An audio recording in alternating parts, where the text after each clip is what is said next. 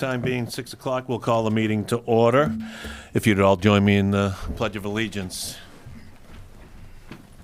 Pledge of Allegiance to the flag of the United States of America and to the republic for which it stands, one nation, under God, indivisible, with liberty and justice for all. Thank you all. Okay. This meeting of the Board of Selectmen on January 12th, 2026 is being broadcast live and being recorded by Chelmsford Telemedia for use by the viewing public in the future. And with that, we'll start this evening with public service announcements. Pat?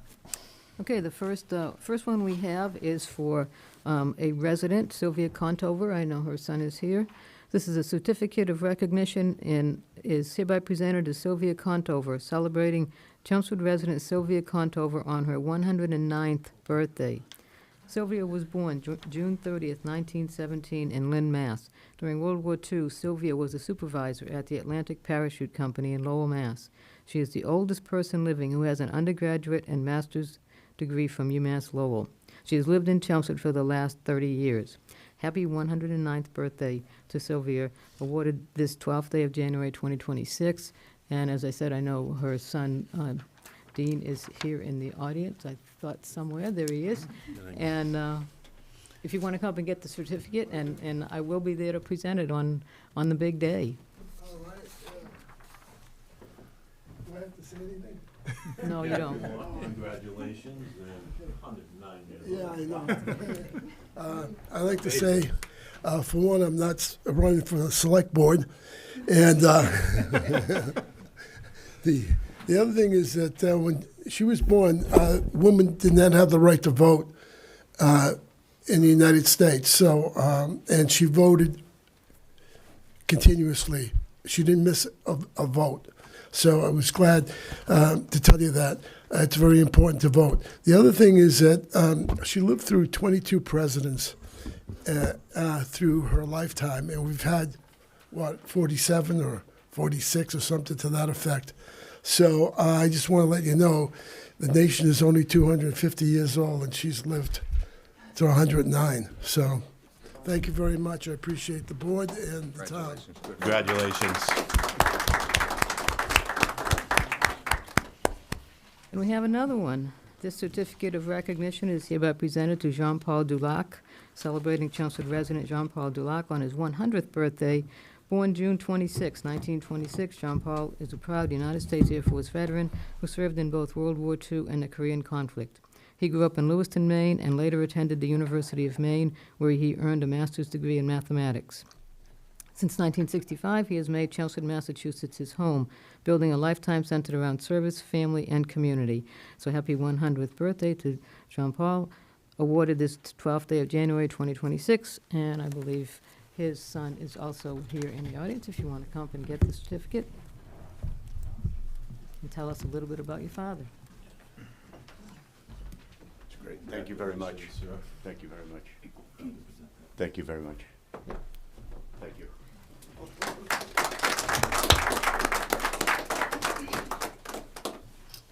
Okay, and then back to more traditional public service announcements.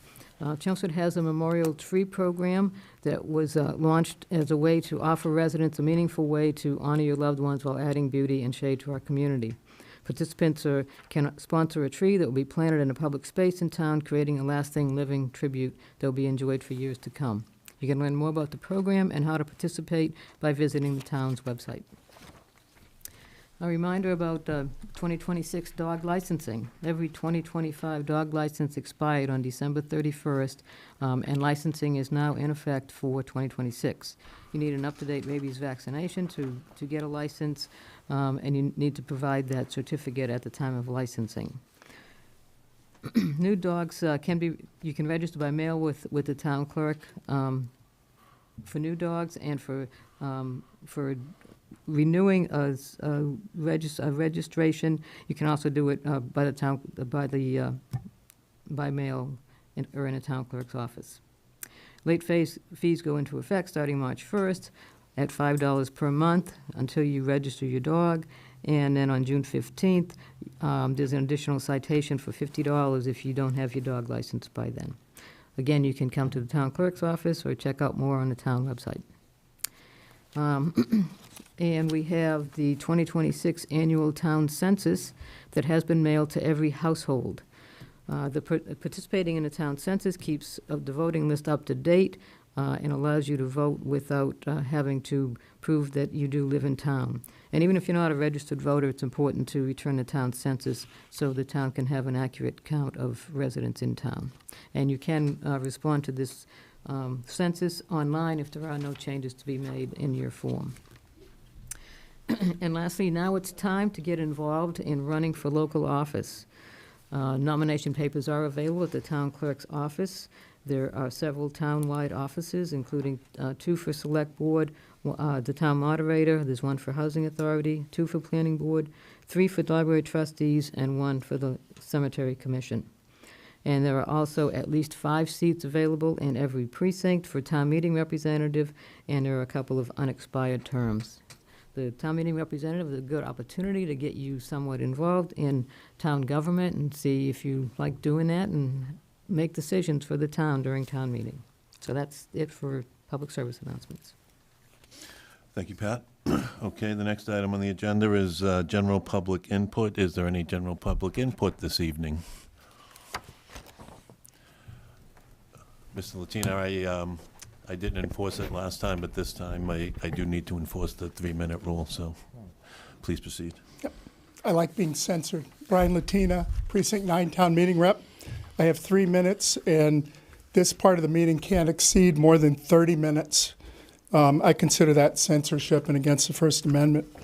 I'm a town meeting rep, have been for almost 30 years. I just applied for a ballot initiative, a document that requires 10 signatures. And it's just to change our family definition back. For the first time in my time as a town meeting rep and a resident in Chelmsford, 30 years, I got a $1,000 increase in my taxes in town this year.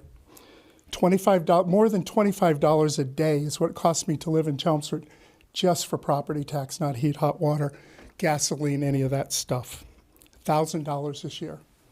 I thank the board for giving Walmart a break and giving us a higher rate than we had last year relative to businesses.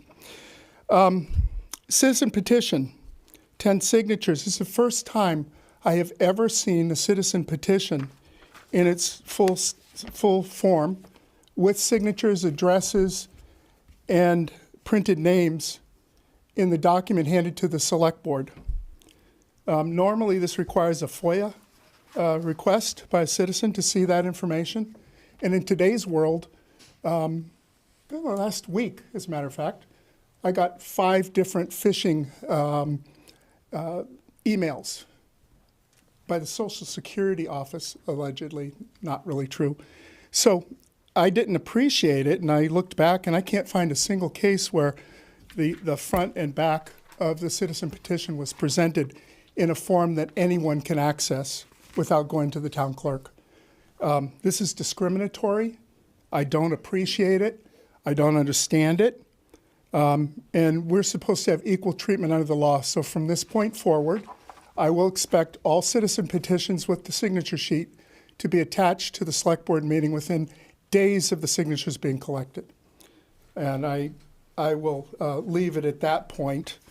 I think we need to pull that signature sheet off of the documents that are presented in tonight's reports under item 10. Thank you. Thank you. Any other public input this evening?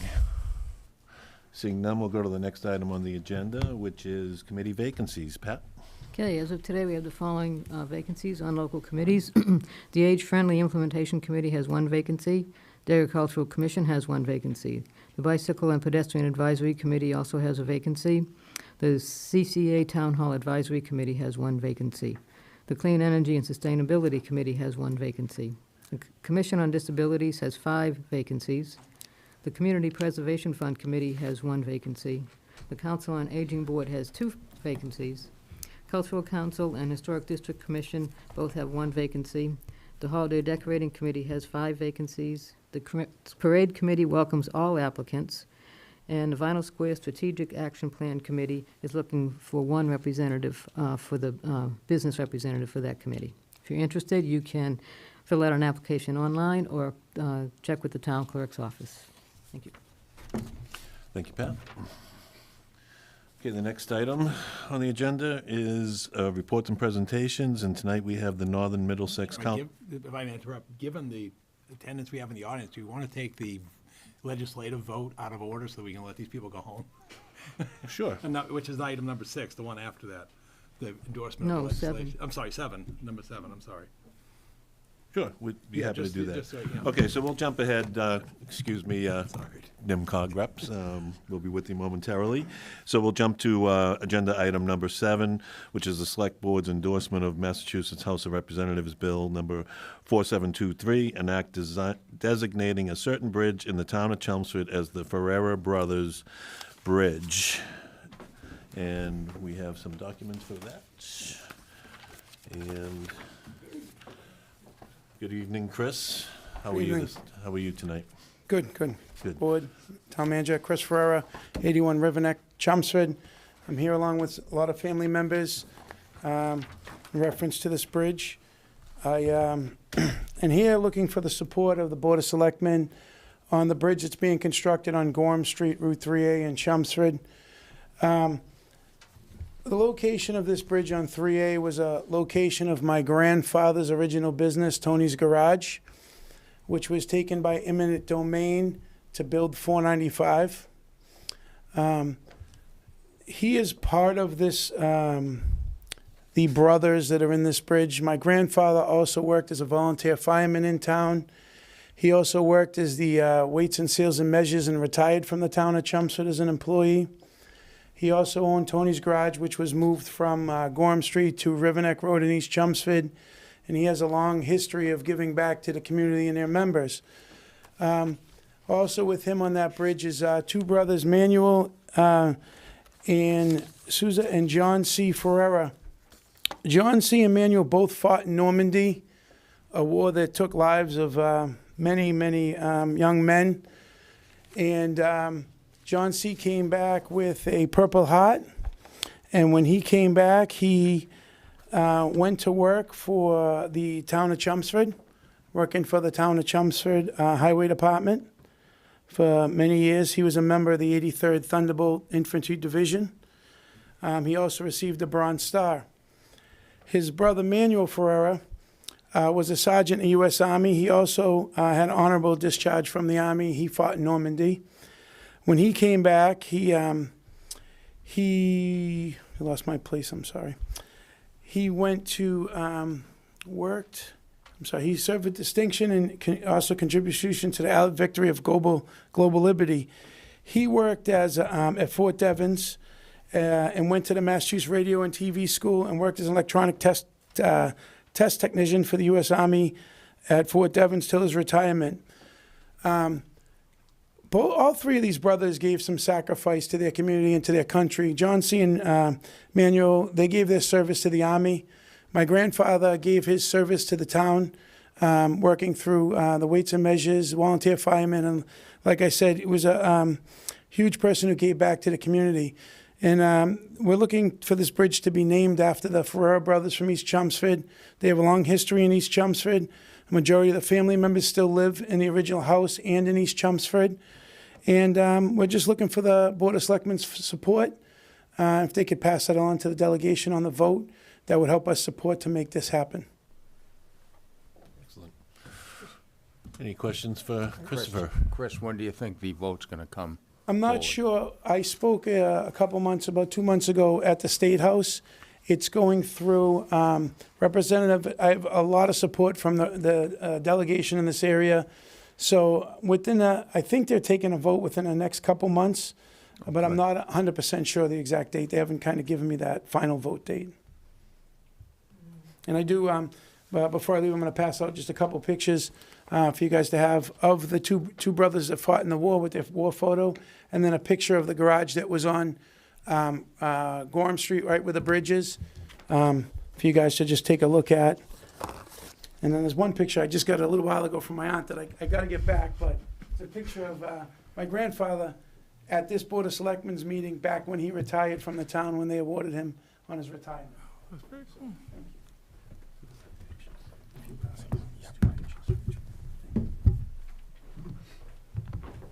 Trying to see who was on the board then. That Pretty wasn't. cool.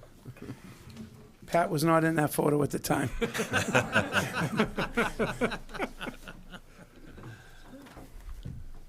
So are we ready for a motion for this? Any further discussion or questions for Christopher? Seeing none, I entertain a motion. Okay, I'll make a motion that we strongly endorse House Bill number 4723, which will name the bridge over 495 goes over Gorham Street, the Ferrera Brothers Bridge, and strongly encourage our legislative delegation to vote in favor of that bill. I'll second that. Okay, I have a motion and a second. Any further discussion? Seeing none, all in favor?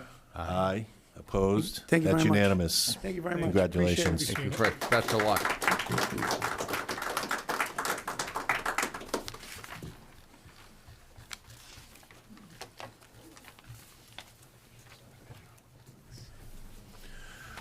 Okay, our next item on the agenda is reports and presentations. And tonight we have the Northern Middlesex Council of Governments Executive Director Jenny Raitt and the Northern Middlesex Council of Governments Deputy Director Kelly Lanima here to give us a status report. Welcome. Thank you. I'm Jenny Raitt. I'm the Executive Director. I'm Kelly Lanima. I'm the Deputy Director. I'm going to run through the slide deck that we provided to you and we'll pause for a little bit and go into a little bit more detail on a couple of our current projects. So I think you're all pretty familiar with us, but every year we've made a commitment to go to each of our communities to make a brief presentation to just reintroduce NIMCOG to your community and to those people who are listening who might not be familiar with the Regional Planning Agency, who we are, what we do, to tell you a little bit about what we've been doing in your community for the past year. Some of the projects, of course, started perhaps prior to that. Then give you a little bit of a sampling of what we're doing across the region and tell you what's coming up next, which is based upon any sort of requests for technical assistance that the town might have made to NIMCOG, and then answer any questions. So that's kind of the order of affairs for the evening. So a little bit about us. There are 13 regional planning agencies across Massachusetts. We're one of them. We were established in 1963. We have, as you can see, 9 communities, which includes Chelmsford. We're based in Lowell. We have an 18-member policy board, and the representatives are from each one of our municipalities. There's 3 reps from each community, and I'll explain that in a second, who from Chelmsford is part of our council. The purpose of our regional planning agency is like all of the others. We're a regional planning district. It means that we provide direct technical assistance on things like housing, planning, land use, zoning, economic development, transportation activities. We also work to increase your municipal capacity, so your capacity to carry out and deliver municipal services to your community. We also work to help with regional coordination, which is very difficult to do in Massachusetts. As you know, a lot of communities like to work independently, but we aspire to help people to work together across municipal boundaries. And we also work to foster any sort of advocacy or cooperation beyond that, so in coordination with the state and federal government, which is two of our major funding sources. And it doesn't say it on this slide, but in this past year, actually last year, we adopted our first strategic plan, which is a 3-year plan from 2025 to 2028. And it basically is helping to provide us with grounding in terms of our mission, our vision, and the direction that we're heading into over these next few years. Especially during this time, it's been critical to have that because of the nature of government funding and some of the unpredictability that we've seen, at least over this past past year, it's helpful for us to stay centered in our affairs. And that strategic plan process included representatives from here in Chelmsford who participated in it, as well as people across our board or council. So the next slide just introduces you to who from the town is currently serving, which includes, of course, Pat Wojcik from the Select Board, whose service we've greatly appreciated. Pat also is the council representative. This is as part of our annual election. She is the council representative to the Northern Middlesex Metropolitan Planning Organization. The MPO is the body that helps to program and oversee all of our regional transportation dollars. And those transportation dollars come from the state, MassDOT, as well as the federal government. And so we do all of that programming. And Kelly actually oversees the MPO and all of its activities. John Sousa, Pat also serves on our personnel committee. I didn't put that on the board here, but she's been active in a lot of our hiring processes for the entire time that I've been on board, and I think for many years prior to that as well.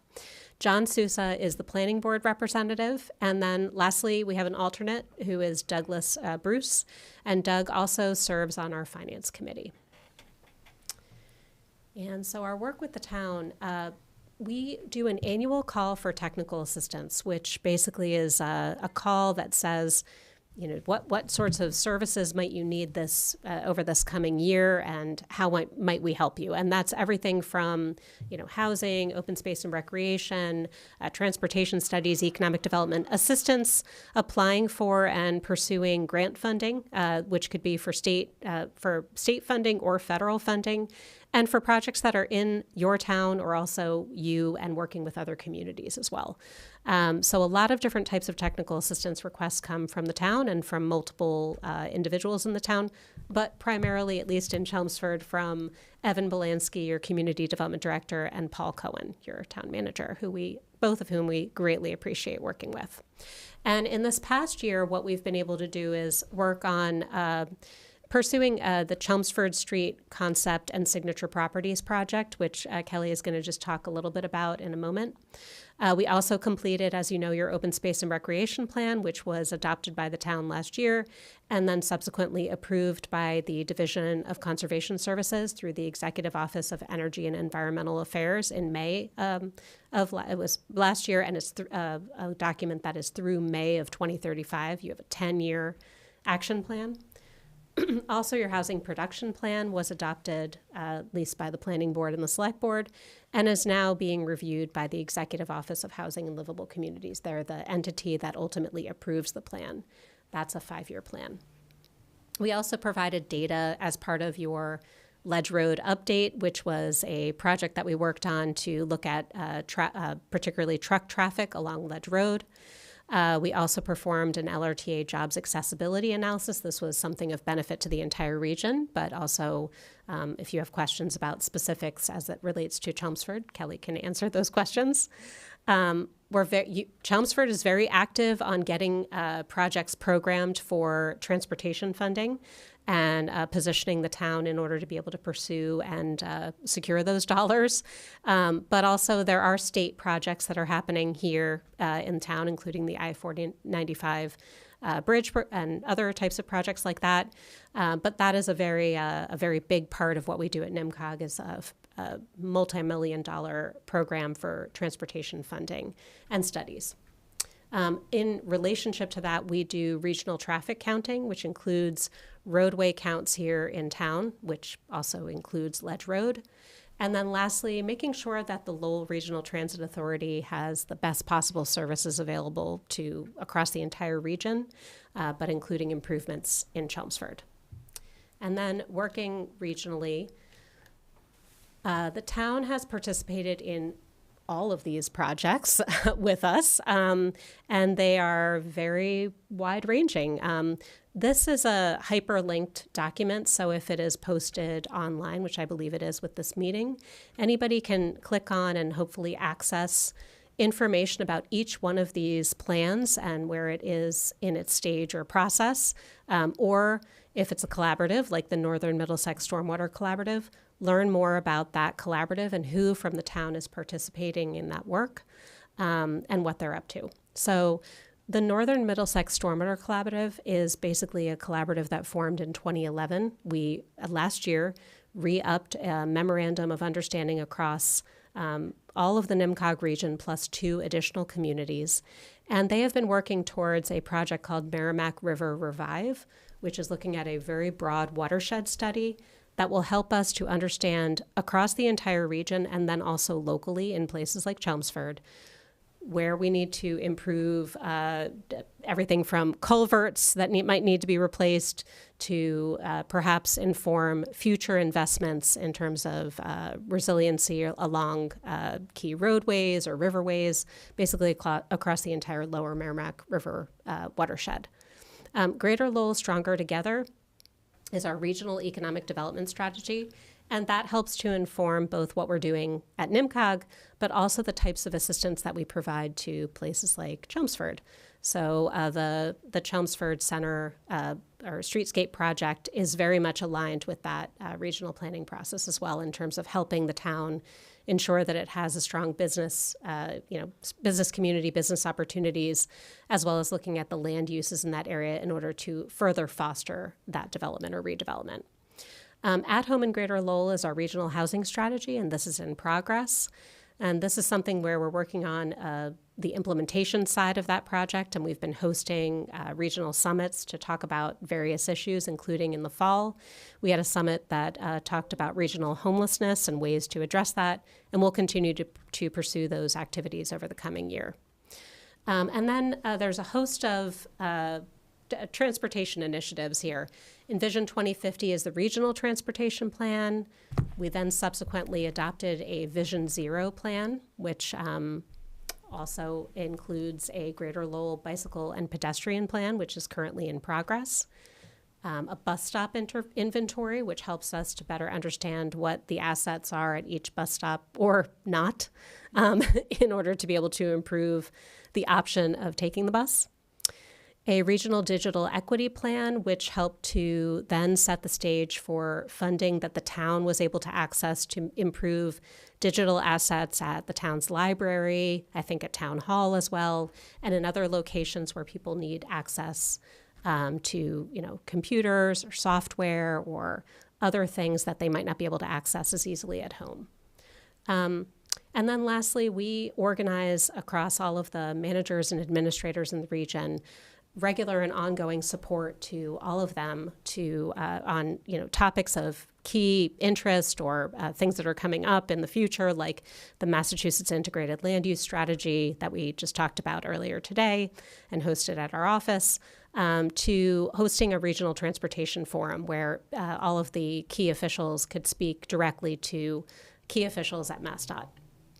And then in the future, we are looking to help the town with a managed growth strategy. This was a priority that came from your strategic plan, and we'll be working with the town on that. And Kelly might speak a little bit about that as well. And then, as you can see, as I mentioned, At Home in Greater Lowell Phase 2, the Merrimack River Revive project, which I also mentioned, continued support to the town as well as other communities in our region in Green Communities, which is a program that you've been participating in since 2010. And we'll be piloting funding programs at the local level to advance more transportation projects. And so I'm going to turn it over to Kelly so she can talk about a couple more things in greater detail. Then I'll answer any questions. Thank you.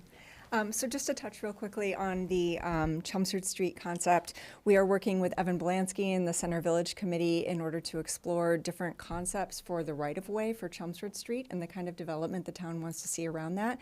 This is a public engagement process to really understand what the community and the business owners want to see. And then we're working with Evan right now in order to schedule a public meeting, our second public meeting for that project in the middle to late February. Not on a Monday night, so it won't conflict with this meeting. So hopefully we'll be able to see you there. And that's where we'll be sharing several concepts for the community to weigh in on and tell us what kind of designs they would like to see.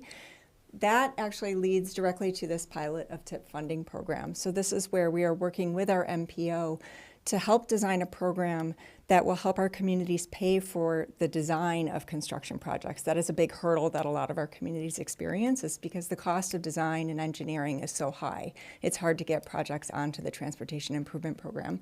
So we're working on that, and that may also be something that comes into play with the Vinyl Square plan, future Chelmsford Street project. And then the I-485 project on Chelmsford Street is actually a MassDOT-initiated project, so that will be separately funded by the state. And then finally, this managed growth strategy, really, as Jenny mentioned, it does emerge from your strategic plan. So we'll be working with the community, with you, with the planning board, in order to help really clarify where the town wants to grow and where you want to conserve. So really trying to have a balanced approach that's right for Chelmsford as far as where you want to see those kind of activities occur. Thank you. We're glad to take any questions. Do we have any questions or comments? Pat? I think You're I know. most familiar, so you probably don't have any questions or comments, but I do figured not. I'd start with you and get it out of the way. Okay. Jeff? I think they're doing a fantastic job, and thank you for your time, ladies. Yeah, thank you, Pat. I'm especially interested in working with you guys. This will be my first real opportunity to work with NEMCOG on the managed growth strategy. And again, to echo what the rest of the board thinks, we certainly appreciate the partnership, but look forward to getting together with your consultant here in next week, maybe, or the week after, I forget. Still trying to put it together, I think. I believe it is the week after that. Yeah. So, thank you. And for myself, thank you for coming and enlightening the town. Some of us know what you do and others don't, but the good work goes on, and we get a lot accomplished through Northern Middlesex Council of Governments. So we appreciate you and the group, and just look forward to doing whatever we can to keep furthering all the good work. So thank you. You're very Appreciate welcome. you. Thank you. Thanks so much.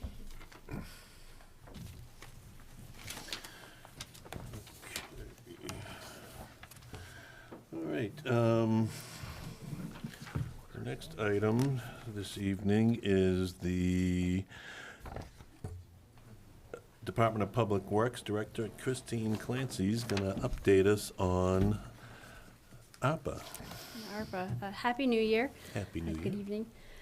So this is, I know I previously looked about last year or a year before, I was providing a monthly update, and all the projects have been procured. We're really getting to that last final phase of ARPA spending. The ARPA program through the Federal Recovery Act through COVID was $10.89 million was allocated to the town of Chelmsford. As I said, everything has been allocated as of last December 2025, and now we're really just tracking that spending, and the goal is to spend every penny. And so in total, there were 77 projects that were allocated across the $10.89 million. Many of them DPW, but there were other projects related to police, DPW, or police health department. In tracking all the programs, we have 14 projects remaining. The critical timeline now is basically this funding expires this December 2026. And when it expires, it's fully spent out. So we're really targeting to complete these remaining projects this spring, summer, because I want to be completely done, invoices paid, everything closed out. So 14 of the 77 projects remain to be closed out, and I will go over that in the next slide. So of that, we have 93 projects that have 93% of all the funding has been invoiced or spent. So $10.12 million has been invoiced as of the end of this past calendar year.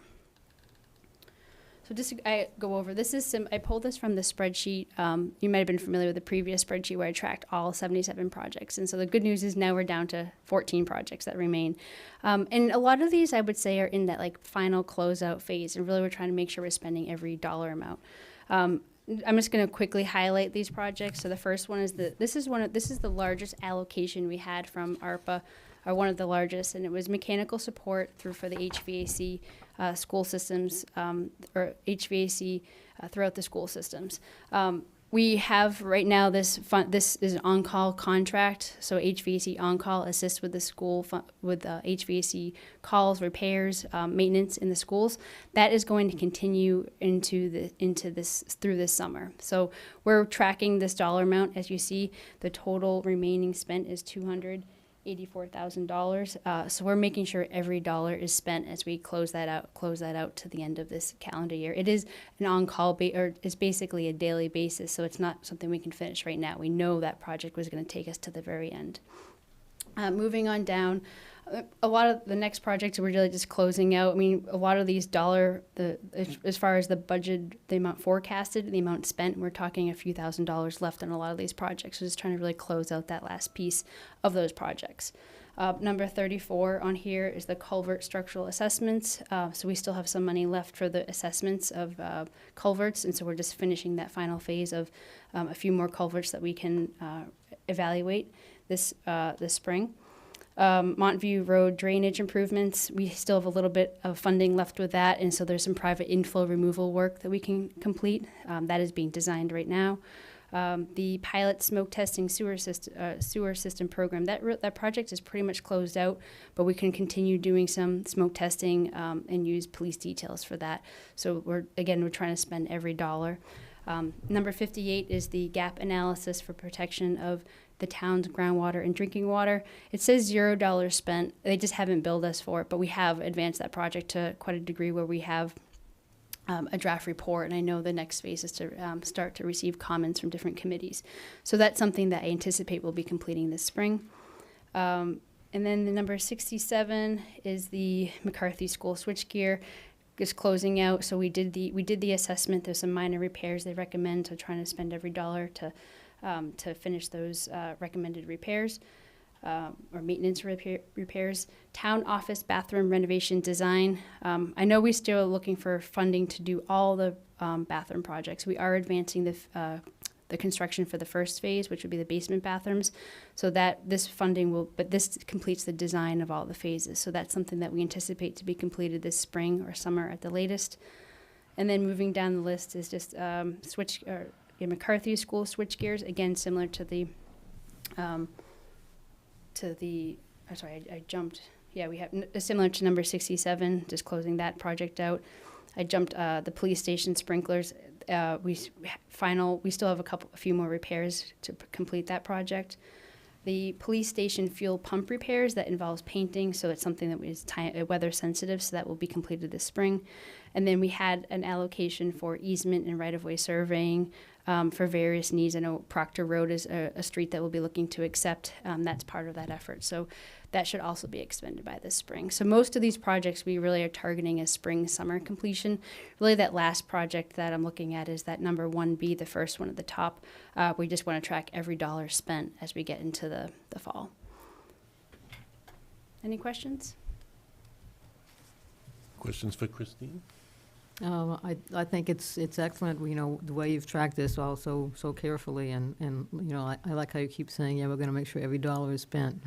Yeah, I mean, I'm sure you will. but that's the goal, is to spend every dollar, and this is, I think there's, I can't say every dollar, I think there's 50 cents off of one project that we closed out. It was, I think, the force main assessment. I think we left $1 on the table, so. Can't do much with a dollar. But the rest of this, we want to make sure we're spending all of it. And it is great to be able, we really put so much into our infrastructure. Yeah, with I mean, this it was good. I guess the timing was good that, we had all these projects, and it really cleared a lot off our plate, right? I mean, it otherwise would have gone to the capital or. There's always needs, yes. There's always needs. So if we found $10 more million, we'd have a whole nother list ready, but Sure. it doesn't exist right now. Okay, thank you. How do you handle, some of these projects must have contingencies on them, so in an effort to spend every last penny, how do we, like if we get down and we have $5,000 left in contingency, how do we go about expending that? So that's Or what can we? that's kind of where I say close out, that's what we're trying to do. An example is the number 3, the modular RTO replacement. So we have just over $3,000 left, and so it's something that I could lose that money, but we really probably can go back into that school and one of those schools and complete modular work. So just making sure we're still doing the same, still the same contract. You're essentially amending the contract with it's more just a time extension. I don't want to say scope. It's just clarifying if there's any remaining work that can be done. Same with the switchgear. We really closed out and completed our initial work, but they had some minor recommendations, and we have the funding, so let's make those additional repairs. So that's the goal, is to make sure we spend every dollar, and in that maybe we say, is there something else as part of this original scope that we can complete? Our original intent. Excellent. Jeff? Christine laid it out perfectly. Aaron? Yeah, I think we definitely got a lot for our $10 million, so I definitely appreciate those efforts. I don't want to get weedy into the accounting, but do we spend all the money and then get reimbursed based on those invoices? So we've been reimbursed along the way, and I Yeah. know, okay, so I guess this is almost out of my territory, but we've been reimbursed along the way. Right. Or we have the fund. I think it's more of we have the money, but then it's something that's always auditable. So we have everything here, all the contracts, we have everything here, so that, I don't know, There's- town manager, if you can answer more, Yeah, but it's quarterly. The town accountant has to submit certifications signed by the treasurer, and then we get reimbursed quarterly. Then we get reimbursed. So we're going to spend the last 400,000, and Yes. there's no risk of that Nope. going Correct. away, correct? Right. no, and so of that $456,000, 284 is that first project. So Right. that's really where we're making sure, we're tracking it monthly, like making sure we spend every dollar of it, in through that contract. Again, managing 77 projects is pretty impressive, and to leave a couple dollars here and there, 50 cents is not too bad, so appreciate that. Thank you. And for my part, excellent job on all the budgeting, the creation of the projects, the execution of the projects, and I know it's ongoing, and just a high level of comfort with how it's all been expended, and I will say excellent job to you, and I will say thank you, Mr. Town Manager, for not using any of these funds for personnel way back when and having that foresight to use it for Recurring expenses, which would recurring have, expenses. which I a lot mean, of towns are facing the a cliff. lot of towns are in big trouble today because they used it for personnel, and I thank you for not doing that. And I thank you, Christine, for doing a great job executing this. Thank you, that means a lot, thank you. Okay. Thank you. Okay. The next item this evening. We did that endorsement. Yeah, number 6. Number Nope. 6. Oh, yep, I'm sorry. Okay, so item 6 on the agenda is the Select Board's endorsement of the Massachusetts Municipal Association 2026 Annual Business Meeting Proposed Resolution. And there's a proposed resolution supporting a strengthened fiscal partnership between municipal and state governments in fiscal 2027 and beyond.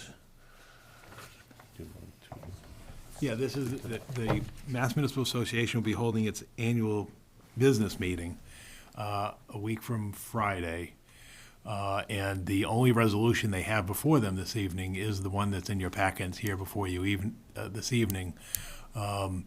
This is similar to what they bring before the committee annually, so it's nothing radical. It's basically continue to call for increased partnership with the state in terms of financial support, in terms of state aid as well as local option revenue ability and so forth. And I can tell you from experience, and I think I've attended over 35 of these annual meetings, and I know Pat has attended well over a dozen or so. These resolutions are, again, meant to generate a message that goes to the governor and the legislature and have universal support across the Commonwealth. So that's why they tend to have language that's not controversial. So usually these resolutions pass 99.9% or 100% to zero. So again, it's not binding on the town. It's not, and it's just basically trying to, once again, much like the Municipal Reform Act, trying to express the message to the legislature and the governor of help is needed for municipal governments. All very I don't know if sensible. there's anything you want to add to that, Pat. You've been voting on these for years. Well, I mean, it does mirror a lot of what was in the Municipal Empowerment Act that we've talked about a couple of times and brought up with our legislators when they were here a couple of months ago. So, I mean, like Paul said, I mean, there's no harm in endorsing it, and the fact that it's so overwhelmingly voted, I think that does say something when it's shared with the governor and the legislature. So we have, we have a good lobbying, we usually have a good lobbying group behind us with these resolutions. It seems very simple and straightforward, and as I said, common sense. Any other comments? That's good. So do you want to do a motion to endorse it? I would take a motion to endorse the strengthened fiscal partnership between municipal and state governments. Okay, I'll make a motion that we endorse the proposed resolution from MMA to support the fiscal partnership between municipal and state governments as presented. I'll second that. Okay, we have a motion and a second. Any further discussion? Seeing none, all in favor? Aye. Opposed? That's unanimous. Thank you.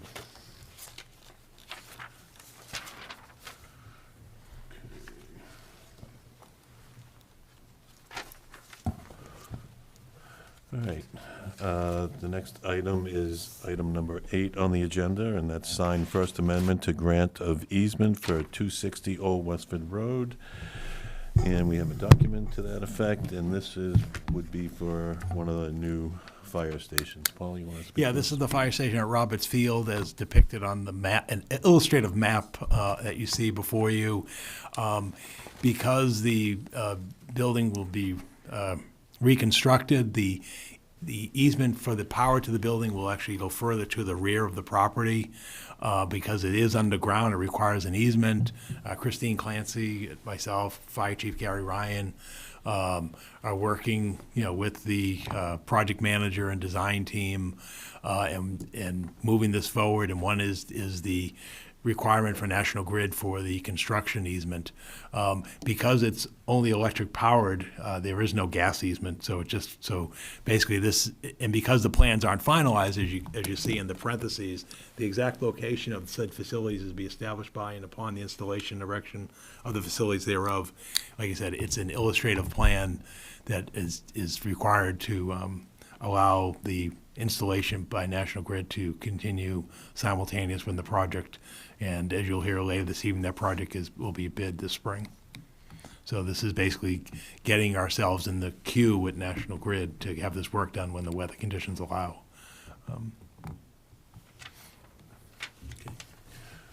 Any questions or discussion for Paul or anything else here? Seeing none, I'd entertain a motion to approve this grant of easement.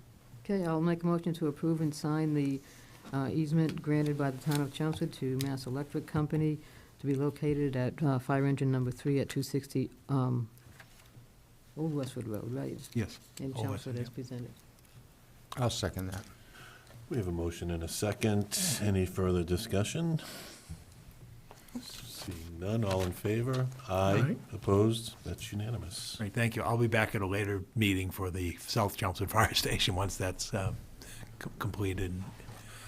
Okay, and item number 9 on the agenda is Town Manager Bid Awards. Yes, I have a couple of bid awards pertaining to DPW, so I'm glad our Public Works Director is still in the room this evening. We have 2 bid awards having to do with the South Row School, and these were procured by our Public Works Department. I guess the first one listed is the most significant one is the roof replacement project. Sealed bids on the roof replacement project were opened on Monday, December 29th. This is a project that's funded through the Massachusetts School Building Authority Accelerated Repair Program and will receive a 52% eligibility for reimbursement. The estimated project cost is $3.3 million. There were 8 general contractor bids received on this project, which was great news. The lowest bid received was from Silktown Roofing in the amount of approximately $1.8 million. They then submitted a letter withdrawing their bid due to a mathematical error, which was verified by our project managers. They had neglected to include the cost of removing the solar panels from the South Row School roof project. And so under state law, if you do a mathematical error as a bidder and you can document it, then you can withdraw your bid. The good news is there were 5 other bids that were below the estimated budget project cost. And the next lowest qualified bidder was submitted by WPI Construction out of Webster, Mass, in the amount of $2,027,878. Since the time of this bid opening, our project manager has worked with WPI Construction, checked everything to make sure there were no math errors, make sure that they had all the requirements for the bid, and they have. They also check references, but most importantly, Socotec, which is our designer on this project, has direct experience with this company. So they're fully supportive based upon their own experience as well as reference checks. So therefore, we're seeking the board's award this evening confirmation to award the bid to WPI Construction, Inc. at the price of $2,027,878 for the South Row Elementary School roof replacement project. And what was the initial construction budget on that? The $3.3 million. 3.3. Yep, so we will be under, we will be under budget. Again, we have a contingency, but it was very comforting that there were 8 bids on this, and I think it's reflective on the fact that there's more contractors looking for work, and most importantly, we bid this early, knowing that contractors are trying to line up their work, and for a school roof project, you got to do it in the summer. And so the good news is we got a lot of bidders, we got a favorable bid, and the work will be scheduled once school lets out in June, and then be essentially complete when the kids come back at the end of the summer in beginning of September. So it's a good indication that the bid market is tightening. Yeah, Good. exactly. Good. That bodes well for us. Okay, any other discussion or questions? Seeing none, I'd entertain a motion to approve. Okay, I'll make a motion that we approve the town manager's bid award for the South Row Elementary School Replacement Project to WPI Construction in the amount of $2,027,878 as presented. I'll second that. Okay, we have a motion and a second. Any further discussion? Seeing none, all in favor? Aye. Opposed? That's unanimous. Great, thank you. And the next one and final bid confirmation this evening is also for the South Row Elementary School. This is for the electrical panel board replacement project.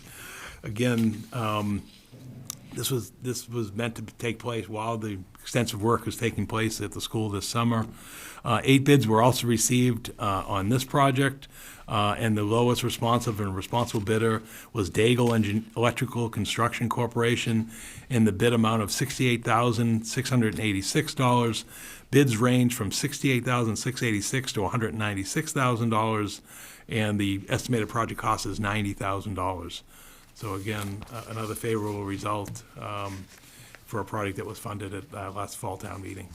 So again, we seek the board's confirmation of the bid award to Daigle Electrical Construction Corporation at $68,686. Questions or comments for Paul? Geez, there were some big swings at this, huh? Yeah, the good news is you can see most of them around that $60,000, $80,000 range. What often happens is you'll have somebody who has work, who'll just throw in a lark bid to say, hey, I'll do this project if I can get twice the profit or something. Worth my while. Yeah. Make it worth their while. So, but no. But then we also have to be cautious not to just assume the lowest is going to be. Exactly, and that's why you saw we check, confirm, and verify, and again, there's no concerns with Daigle. Any other questions or comments for Paul? Seeing none, I'd entertain a motion to award this.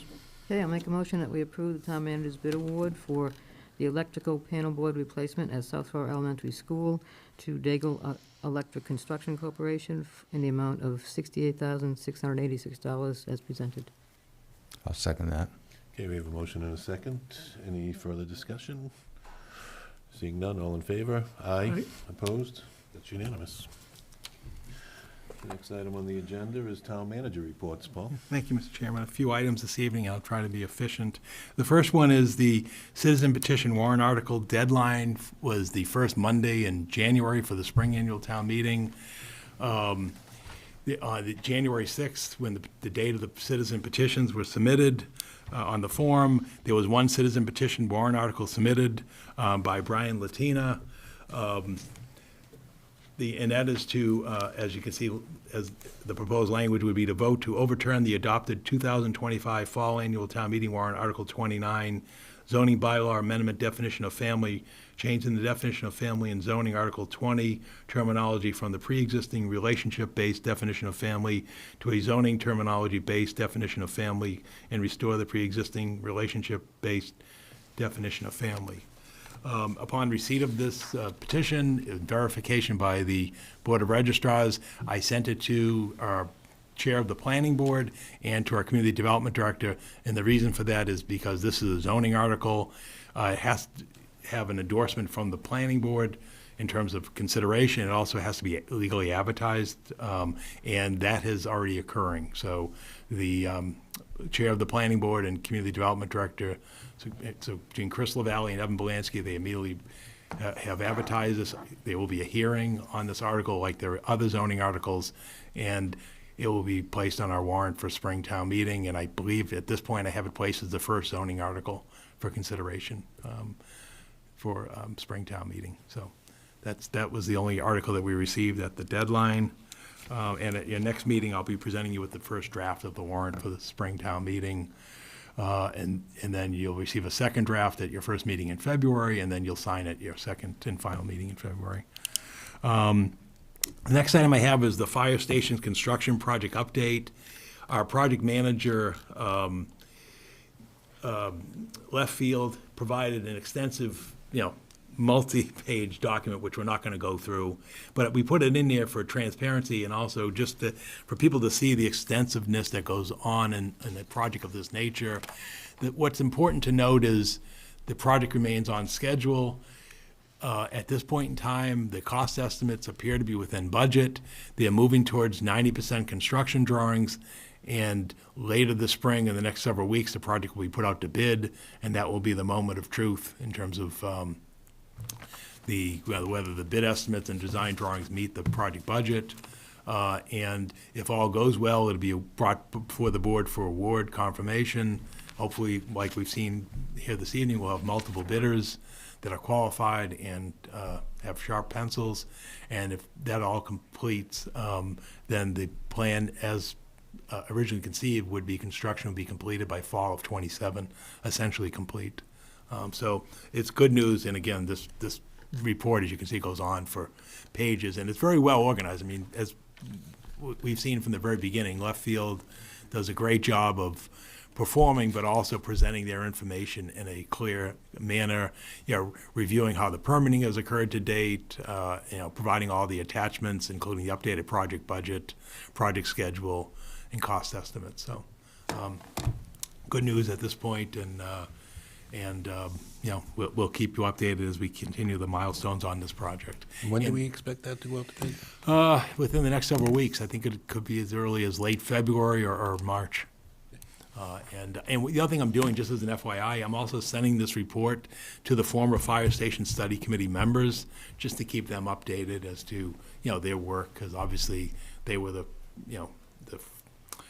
forerunners of moving this project along. So that's where we are. And if you just give me a moment to just move through this report, because it is lengthy. But again, it's available on our website by this meeting link. You can see the extensive detail and documentation and everything that's been paid on this project. So that completes that. The next item is the quarterly update or review of the Select Board and Town Manager goals for the year. Again, we did this 3 months ago, back in the end of October, early November. So I'm not going to go through it page by page, because again, you have it, you live it, and if people want to see the extensive detail, but I don't think there's need to go through, slide by slide. But just to touch upon things, we're obviously on top of the financial issues of the town with the tri-board meetings, looking at our fees, available revenue options, possibilities for regionalization and other savings. Our collective bargaining is essentially complete, although we're heading towards a mediation session next month with the only outstanding collective bargaining agreement with our firefighters union, and hopefully that will be successful and we can bring that to town meeting in the spring. Progress continues on the sewer inflow and stormwater efforts, water supply and water district consolidation. I did speak to the consultant this morning, and we should have a draft report hopefully within the next several weeks. And they apparently have received a significant amount of material from the water districts that they're going through right now, which again will provide helpful information to this board and to the community in terms of, again, potential efficiencies and efforts that are needed there. Infrastructure, you heard from our Public Works Director earlier this evening regarding the ARPA funds, but obviously that extends beyond ARPA funded projects. And right now, without exaggeration, because I was in a meeting last Friday with the Public Works Director and our Superintendent of Schools and our Facilities Manager in the schools, Facility Director, they're managing 83 projects. And I know she has left for the evening, but there's 83, because she's gone next door to the Vinyl Square Committee meeting, but there are literally 83 projects, separate projects that are reviewed in terms of ARPA, in terms of town meeting funded projects, in terms of road construction and so forth.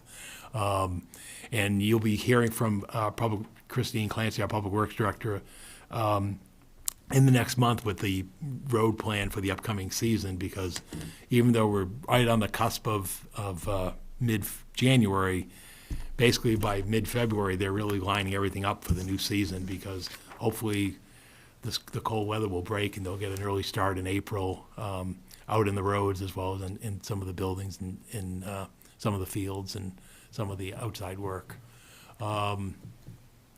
The underground project in the center, we're awaiting the survey of existing utilities from our consultant, VHB, and again, we should have an update for that relatively soon. The PFAS remediation on Richardson Road continues. Again, you'll hear next month as we're talking about the budget, what's in line in terms of the upgrade to the remedial system and what needs to occur in the upcoming fiscal year. The Warren Pole conservation restriction, we're still awaiting review of that, and that's been over 6 months. I mean, but I think it was before these two gentlemen were on the board. We're waiting for that submittal for Warren Pole. It just, the state is backlogged, and so now that the holidays are behind us, hopefully we can get that complete and then circle back with the coolest one, which will follow the same pattern as that agreement. The coolest restriction, as you know, same thing. We're waiting the baseline survey plans and condition report to move that along. Traffic issues, again, major one you heard about earlier this evening about the work over 495, the replacement of the bridges. The latest update on that, which I think I shared with you, is there'll be rolling roadblocks in the next several weeks, because if you go by the Westford Westford Road crossing, you'll see that they're doing the full demo, and they're at the point now where the only more work they can do is right over the roadway. So what they do is they temporarily stop traffic, get those beams out of there, and move that along. So everything we're hearing is that project is moving along according to schedule. Obviously, it's been a noise inconvenience, because of night work for the neighbors, and we appreciate the appearance. But basically, by allowing this type of night work activity and these roadblocks, it minimizes the duration of the project. Tree planting, you heard earlier this evening about the community tree and the planting efforts, and again, that will continue once the weather breaks in the spring. The consolidated regional services, we just did another quarterly billing and quarterly reports on those seal of weights and measures, which we share with Tewksbury and Westford, and that's going remarkably well. The project with Billerica as the lead community for the Clean Energy Advocate Program is underway. I know there's an informational meeting coming up at the library for people to meet with the Energy Advocate. And we're continuing to explore possibilities for regional public safety dispatch, and that will probably occur this summer once the state completes their review of the program and their funding components. Business development, we're continuing to host job fairs and promote ribbon cuttings and so forth. Parker Middle School project, you'll probably give an update later. I won't speak on that. We just talked about the fire stations one. Ledge Road remains in the land court, and there'll be a hearing next month on the first Thursday in January for the modified order at the Board of Appeals, which has been appealed by Newport. But that's in February. I'm sorry, in February. It was what would have been held in January, but the applicant requested a continuance till February. The open space plan, as you heard earlier from NIMCOG, we're awaiting we obtained the approval, and now we're developing plans for $65,000 of a grant award for accessibility improvements at Hart Pond, Sunny Meadow Farm, and other locations. Again, once the weather breaks, clean energy and sustainability.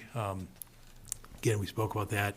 ADU and housing, I'll speak later to that this evening under my report shortly. But right now, the building department has issued the first 13 building permits for ADUs in the first year of implementation. And you'll see that the state is monitoring it, and that's why we have the survey that I'll speak to later. Strategic plan, you heard earlier this evening that they'll be working with the strategic plan committee on that. Again, it's all about infrastructure in terms of these projects and managing growth, as we talked about earlier, and trying to maintain the quality of life with the age-friendly program and the fall festival and other activities in the community. And the gap analysis that Christine mentioned earlier that has not been billed. They are working on it, and hopefully that will be finalized shortly. Again, we're reporting on projects. You did the policy updates for the town accountant hiring last August, and later this fiscal year, meaning in the last quarter, the board is scheduled to do a minutes policy and create a committee manual. And there will be a volunteer appreciation day. They're trying to confirm a date in March for that between the library and the Council on Aging at the Senior Center. And we will recognize, I think, 3 individuals again this year at that. And then the Civic Academy is going to begin later this month on the 27th. There were over 20 residents who registered, and all were accepted into the program. And this will be an 8-session evening program that will run through the end of March, obviously pausing over school vacation week. So that's where we are on the goals update. As I mentioned about one of the goals, and the next item of my report is the state did a survey for the last calendar year on the accessory dwelling unit. Yes, go ahead. I'm sorry, go I ahead. just have a question about one of the goals. Sure, go ahead. Under community engagement. Yep. You said the town has modified its website to meet the new federal accessibility guidelines. Have they done that for, I went to a meeting last week, and there was a committee that was concerned, and they thought they're responsible for making those changes themselves to their web pages. Is that true? No, they just need to reach out to Christine and James in the Okay. office, and they'll help them. That's what I We're thought. not expecting every committee to Okay, be thank experts you. on how to make, because there's no way anybody would have that capability. Right, okay, So I thank hope, please pass that along. I will. The deadline is still a ways out, but we want to get ahead of it. Oh, just a quick one before you Yeah. jump to ADUs. Sure. Just on you commented on the bridges. I travel that way a lot, so I've been keeping an eye on the traffic, and I'll admit, it's definitely still seems to be working. I thought it was gonna be a little bit of a disaster, but nothing that I felt needed to be reported, which you can do, like the DOT has a way to communicate that to them. And I will just say that I don't live anywhere near those, and I sympathize with those residents because I've heard the demo of that. But hopefully when that's all said and done and we have these new bridges, everything will be good to go. So Yeah. just sympathizing with my fellow residents. Hopefully it lasts another 50 years and they won't Right. have to, they won't have to Right, won't experience it matter. again. Right, yeah. Just one quick question, Paul, on Sure. the Civic Academy, the Yep. 20 residents that are scheduled to Yep. participate, are they mostly students? It was mixture, a mixture. It was a broad array from new residents to students to people who've recently retired and wanted to get more involved, to people who've moved into the community, to people who just want to. So it really is a diverse mix of applicants. And, again, we're hopeful, given it's the first time, that we'll learn lessons and that, it'll be something that we can continue on an annual basis. Yeah, keep promoting volunteerism. Yeah. Love it. Thank you. All right, so the next thing, real quickly, on the accessory dwelling unit survey that the state conducted, most to note is that there were 7 applications for detached accessory dwelling units in the last calendar year and 11 for attached interior. Again, some of these were verifying, maybe some that were not legally completed prior, but there were 7 and 11 that were submitted. As you can see, that none were rejected. That's always good to know. None were withdrawn. And 4 have already been approved for the 7 that were applications for detached. And of the 11 applications for attached, 9 were approved, and one of those 9 already has a certificate of occupancy. So I think the interesting thing is going to be what is the aggregate data from the state, and then what does the state do over time in terms of if they're going to amend the laws and what have you. I mean, one of the things the governor talked about several weeks ago was putting out, and they did, is they're going to put out a model ADU design to reduce the cost. You know, in other words, you remember they did this with the school program? Remember they had model schools and then that didn't work? No, this won't either. This won't either, but at least they're trying. Because you're right, there was going to be model school. The idea was it's very costly, you know, to design, construct, because they're seeing is these things are costing several hundreds of thousands of dollars. And therefore, that's why they're tracking to see, well, is it a cost issue? Is it a community issue, permitting issue? So I think we'll look forward in the several months ahead in terms of what data the state might have on this. So is that in an effort then, so the state providing a design, could a homeowner then just take that state design and go right to the building department and say, Yeah, and I go to a don't need a builder. stamped engineered Yes. drawing, I Yeah. don't need any stamped that's- architectural drawings, I'm using the state approved Yeah. design and I Yeah. have a builder to build it in accordance with Yeah, that design. that's the thought, yeah. Whether it happens will be interesting because they tried that, as we know, most notably with the model schools program. Yes, I remember. Back in, going Early back, 2000s, yeah. 2000, that was the idea of, we weren't gonna have every architect designing their model, architectural digest school for the Commonwealth. They were gonna go to model schools. It didn't work. Well, one project, one design does not fit all. Exactly. Right, but the idea, well, it was also similar to the idea if you could buy a prefab building and just drop it into your yard. I mean, it was all these great notions, but we'll see what comes out of it.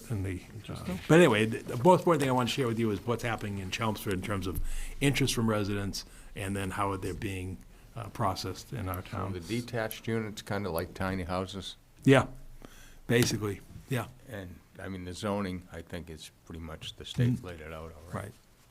So, Paul, do we have assuming that, we're adding a bedroom essentially, right? It's sitting on the Board of Health and the Planning Board liaison assignments. I hear a lot, obviously, about sewer capacity, as I Yeah. always do. So we have these by right units being built now, not obviously a whole slew of them. But if each one adds a bedroom and say it adds 100 gallons a day, right? Do we have any idea how many of these would be built before it creates problems, even at a rough level? Or could we ask? I mean, we could ask, but it would be significant because at this level of development, I mean, 11 units Right. is going to be nothing, and that's the issue. And that because again, we've got Right. 13,000 single family, 2-family homes. So Right. I think that's what's going to be is what level of activity is taking place. But I think that's why you're seeing the state quickly pivoting to the cost issue, because in Chelmsford, you're not dealing with the septic issue. If you're in Carlisle or Dunstable or a place like that, you not only have to design and build this thing, you can then look at your septic system, Right. and that's costly as well. And so I think that's kind of why I think they're concerned about, I think they're trying to evaluate what the effectiveness of this program is going to be. It would have to be thousands of Yeah. bedrooms to make a Yeah, difference, and exactly. we're going to be nowhere near that. Yeah. Okay. And then the last thing on my report this evening is the monthly double poll report, working with the utility database system. As you can see, the number of double polls in the system this month is 54 as of the start of the new year. That's +4 from last month. 5 were removed last month, 9 were added. You can see National Grid, which is the initiator, there's 0. So they're not holding anybody else up. Verizon has, their next to go is 16, Comcast is 20. Others, which are third-party attachers, are 8, and then the town is 10. Of the town 10, 6 of those were fire alarm cable removal. Those have all been completed, and then we're working to do the move our fiber off 4 others. So, and again, I've reached out to Verizon, Comcast, to accelerate their work on the double poles while the conditions allow. And this is a perfect time of the year. There's no snowbanks out there. You know, the weather's not severe. You're not dealing with, you know, down trees and ice conditions. And so, you know, can we get your crews out there? So I'll keep the effort up and keep you updated. When's the last time National Grid was 0? Because that, Yeah, they've seen been, that, yeah, they've been really on top of it, Yeah. but they're the first. Right. And so, you know, once they get it, and they're also, as you know, they've got the big stake in the game because they want to upgrade all the utility poles across the Commonwealth for the new phases of power. So, not coincidental. So that's all I have under my report. And then under appointments, for the Holiday Decorating Committee, I'm seeking the board's confirmation for Eric Merrill and Deb Taverna for a term ending 12/31/2026 for the Holiday Decorating Committee. All right, any questions or comments for Paul on the Holiday Decorating Committee appointments? How many people are we gonna have now? I know that's. Those are the first 2. So we're hoping for more. It's kind of like the parade committee, Jeff. You know, Vivian Merrill did the big lift, and she made it known. You remember at this podium saying, we need people, we need people. Deb and Eric have stepped up. We'll keep, their work really doesn't begin until the fall. Right. But again, it's like the parade committee, we're trying to get advance notice that, look, we need people who are gonna plan upon this if, you know, otherwise it creates more of a burden on the town in terms of trying to do the logistics of it. Because, yeah, we can do the policing and the public works closure and everything else, but there's a lot of details that go inside the project, so we're glad that Eric and Deb, and why that's helpful is we can say of new people, hey, we have people who've done this before, come join, just like the parade committee. We'll show you how you can help do this. And it's, again, in this case, it's a one-night event, just like the parade. It's a one-day event. And unlike the parade, it doesn't take a year-round planning commitment. Maybe you should have Eric and Deb come to your first civic meeting, Civic Academy All meeting, right, and see say, if they'll come, any right. volunteers? That will probably get them before they go. Well, we thank them for stepping yeah. up, and, you know, the institutional knowledge that Yeah. these folks could take advantage of before people start to move on, I think is really important. So we encourage any and all takers, Yes. as they It's say. a fun, and this one's fun, just like the parade. It's a lot of fun. The people who do it enjoy doing it. It's just, can't do it forever. No. that will be good. I worked with her on a bunch of committees already, so. And Eric used to be the town Santa, Yeah, yep. so he's got a little bit, I took over from him for a couple of years, and then my grandkids got older, so I'm like, I can't do this. All right, if there's no further questions or comments on Paul's appointments, I'd entertain a motion. Okay, I'll make a motion that we approve the town manager's appointments of Eric Merrill and Deb Taverna to the Holiday Decorating Committee with terms ending 12/31/2026. I'll second that. Okay, I have a motion and a second. Any further discussion? Seeing none, all in favor? Aye. Opposed? It's unanimous. Thank you. All right. Thank you, Paul. The next item we have is approval of select board regular meeting minutes from 12/22/25. Any comments or? I read through them, I think everything was pretty accurate. That looked good as well. Anything, Pat? That it? Okay, seeing no discussion or questions, I'll entertain a motion to approve the meeting minutes of December 22nd, 2025. So moved. I'll second. We have a motion and a second. If there's no further discussion, all in favor? Aye. Opposed? That's unanimous. Okay, and select board member liaison reports and referrals. Pat, we'll start with you tonight. Okay. Couple of congratulations are in order. Last week, Sergeant Nicholas Zeminski from the Chelmsford Police Department was promoted to lieutenant, and Patrolman Nicholas Thayer was promoted from patrolman to sergeant at the Chelmsford Police Department, so congratulations to both of them. Chelmsford Housing Authority has a new executive director. His name is Kirk Fulton. He's worked at the Housing Authority for a while, so he does have some history there. He is replacing David Hedison, who worked at the Housing Authority for over 38 years, probably at least half of those as the executive director. So congratulations to Kirk, and, you know, definitely thanks to David Hedison for all the work he has done. And just one more note, Gene Callahan, who used to live in Chelmsford and actually served on the Chelmsford School Committee, passed away recently, so condolences to her family. I did not know her, but I'm sure others in town did know her. That's all I have. Jeff? First of all, I want to congratulate Jack Eichel, Chelmsford's own. He's going to be on the USA team for the Olympics this year, which is exciting. And I think we have a luge. Yes, we have a luge, Chelmsford High School graduate who's on the luge team, the women's luge team. And that was just announced yesterday. And she didn't see snow until she was, what, 17? Yeah. Yeah, I saw, there was a really good article. One of the news stations did a thing about it, and it was really interesting. So that's exciting. Chelmsford's going to be represented in the Olympics. So on another note, we had quite a bit of tree damage with the winds at the cemetery. Fortunately, none of the stones were damaged. It's Jeff, I can interrupt you. Her name is Siobhan Forgan, Forgan, and yeah, she's basically in the doubles of the luge. So I mean, imagine, so that's that's incredible. That's amazing, yeah. Yeah. Congratulations. Yeah, she's originally from Australia, and they moved to Chelmsford for her father's job, and her family still lives in the area. It's good stuff. So tomorrow, the parade committee is going to hold our first meeting of 26 tomorrow night.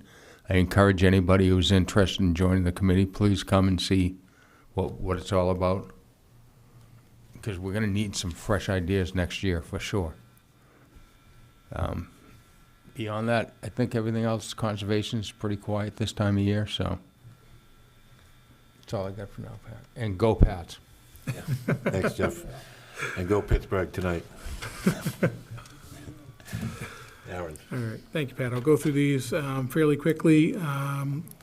Aid-friendly committee was done on the last day of the year. I think people know by now Fred resigned, which is, I think, a loss for that committee. I worked with him pretty extensively on the strategic plan and enjoyed that time. So good luck to Fred. So that committee is looking for, has an opening as well.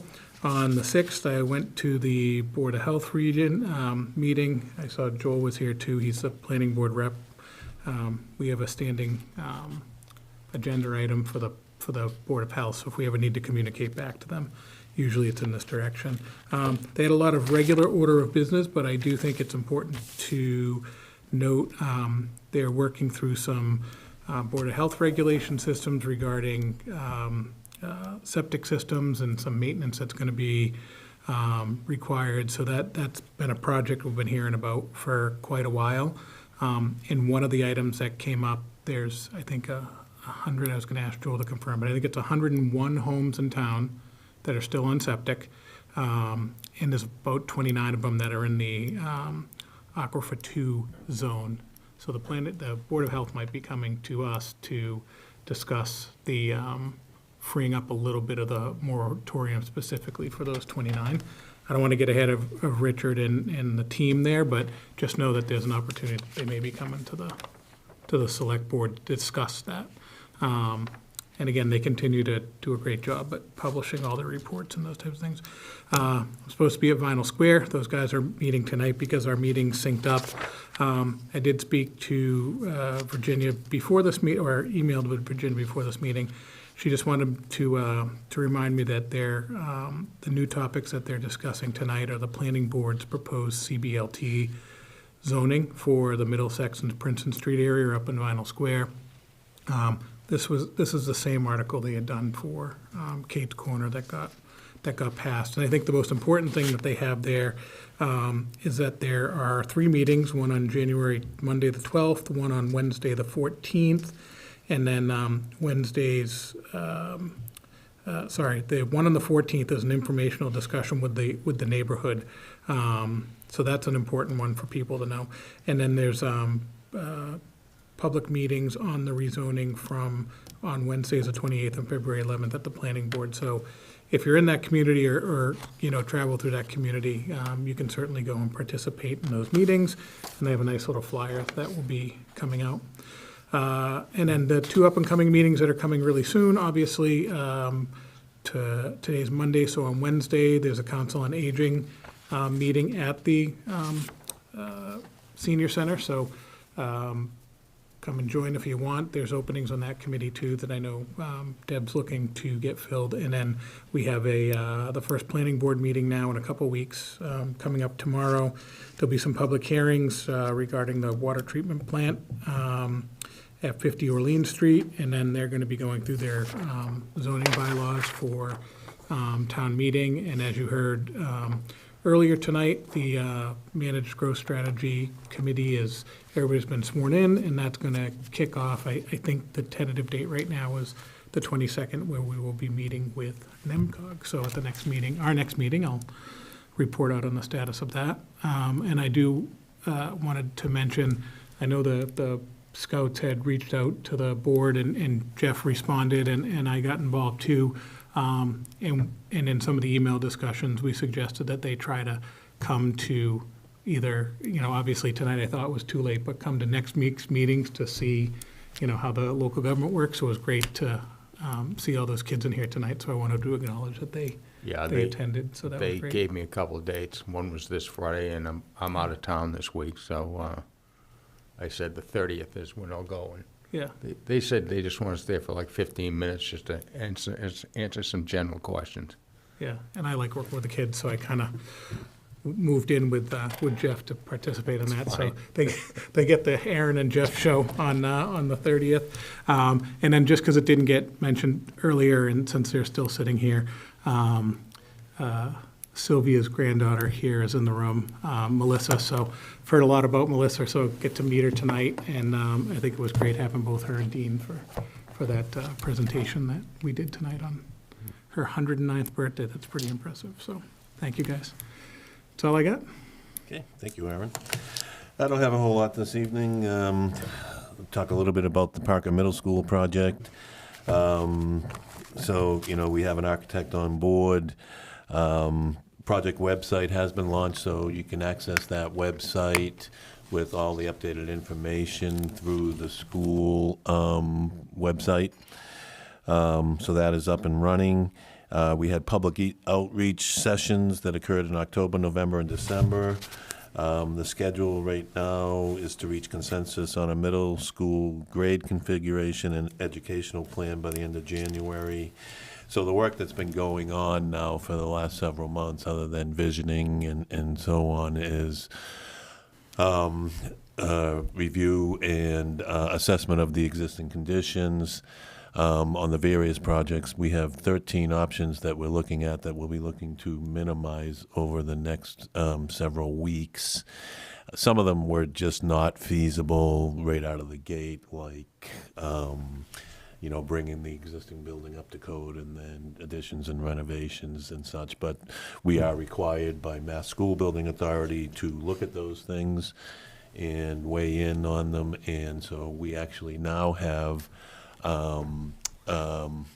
very high level budgeting in place for all the various options, which came out the end of last week. We have an evaluation criteria that we'll look at. So this Thursday night, the Parker Middle School Building Committee will be meeting at Central Admin Conference Room, and we will start that process of evaluating the options and the budgets that go with the various options. So realistically, over the next month, it's start to whittle down the options, settle on a grade configuration. For anybody that doesn't know, we're looking to keep either the existing grade configuration or go to a 4 to 6 model on the middle schools, or a 5 to 8, which would be a very large school. So we have some crazy budget numbers out there, and so we really need to evaluate all that. The educational plan is being put together through a cooperative effort from the school committee, the school department, and the architects, etc. So that all has to be in certain format for acceptance by Mass School Building Authority. So we're starting to really get working. Once we get past the next month or two and we settle on an option, then the real work starts and we can start moving along very quickly. So keep paying attention. Again, the project website is up, it's launched, and there's a lot of good information there, and it will be updated regularly just as we start to either eliminate options or projects and that type of thing. So lots of good work going on there, and we start again on Thursday evening. So that is all I have at this point with the first meeting of the new year, and I'll say Happy New Year to everybody and hope everybody had a good holiday session. And with that, I'd entertain a motion to adjourn. Motion to adjourn. Second. I have a motion and a second. All in favor? Aye. Aye. Opposed? Unanimous. Thank you.